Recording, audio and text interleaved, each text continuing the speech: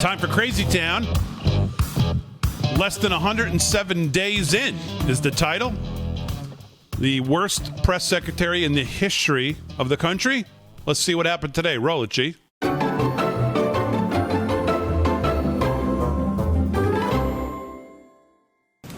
It's been a while. I feel like somebody taller than me may have been in here more recently. Let's see. Happy... what day is today? Tuesday.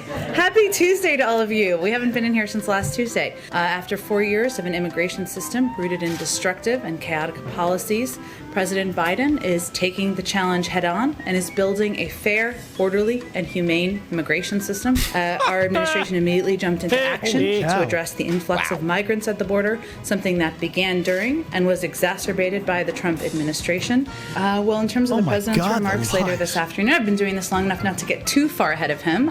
There weren't recommendations there wasn't guidance given on workplace use, right? So we're really talking about wearing a mask outside. I think when I leave the White House, I take my mask off.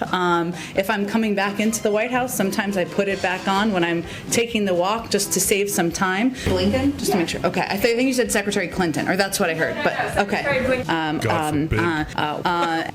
think that there could be another round of direct payments in one of these bills?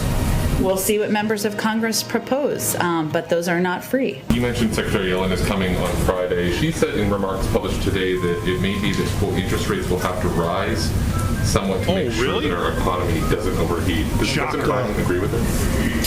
I think President Biden certainly agrees with his Treasury Secretary. The previous administration was routinely criticized for repeatedly sharing its views on what rates should do.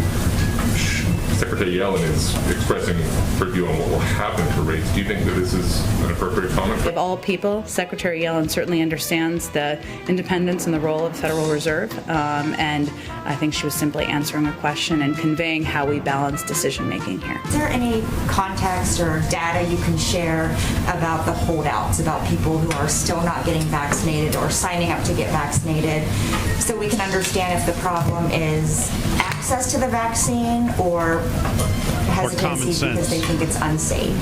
Access can mean a lot of things. It can mean concern about safety, though we've seen improvements in confidence levels. Those max vaccination sites, that's a mouthful for some reason.